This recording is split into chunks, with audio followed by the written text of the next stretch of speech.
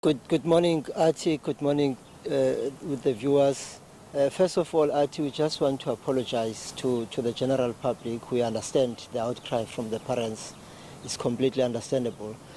Athi, on the 22nd of March last week, an NGO by the name of Athi Mtongana, who is contracted by the Global Fund, conducted an HIV test in 2 schools in Port Elizabeth, one in Alfonso Aris in Boysenspark, the second one, Wool Hope. They had a testing outside the school. What we are told was that some of the parents didn't receive consent for their children to test. We were basically investigating 2 things. One is that accusation of testing without consent. From our preliminary findings, we found out that both the school and the NGO did give the forms to the learners on the 20th, which was the day before the holiday. But unfortunately, some of the kids on the 22nd came back without the forms being signed, but the majority of them were signed. The policy for HIV testing states that the age of consent is 12 years. So those that are 12 years and below were not tested without consent. Those that were 12 years and above were tested. We just want to explain this policy because we were dealing with 2 situations, one a normal situation and the other one which is abnormal. You've got a normal child, a 12-year-old, that must speak to the parent, but sometimes you have a situation where a child is raped. They may not be ready to tell their parents, but still need to get services. So the policy tries to cover both situations.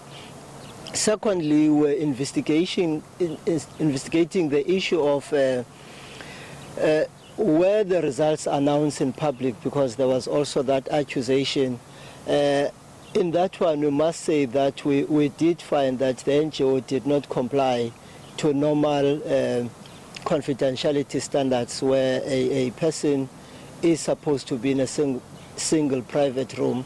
But it confirms what we have been fighting for, that this must be taken into the schools where there's infrastructure so that people can get this privacy and confidentiality.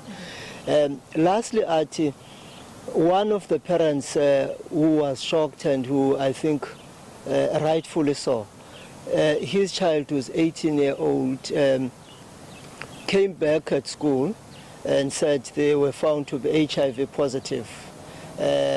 We were found out from the parent herself that the child is a slow learner. He has some disabilities. We are happy to announce that, in fact, without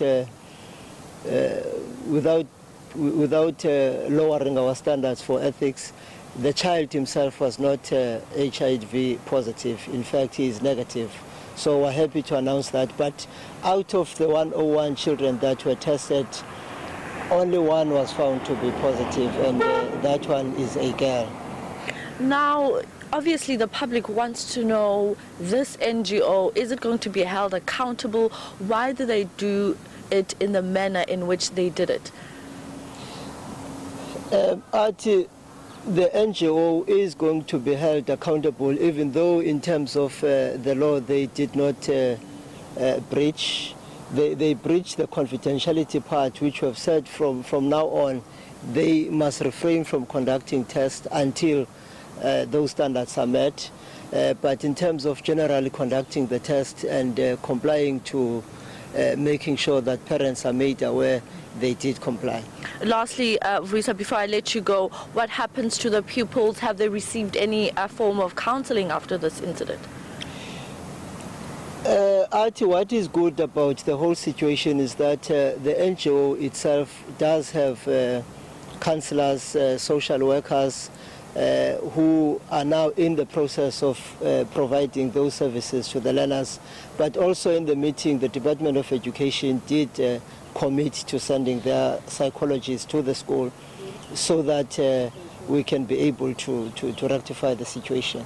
All right, thank you very much. Well, that was Vuyisa, part of the AIDS Council here in the Eastern Cape, was part of that meeting between the NGO and the Department of Education. There's still a lot of questions that needs to still be posed to the Department of Education. Although they had sent out a statement, there's a bit of unclarity as to will this be rolled out in other schools in the province, because it looks like an initiative that they are rolling out around the schools here in the Eastern Cape. But we'll leave it here for now. Back to you in studio, Yuveka.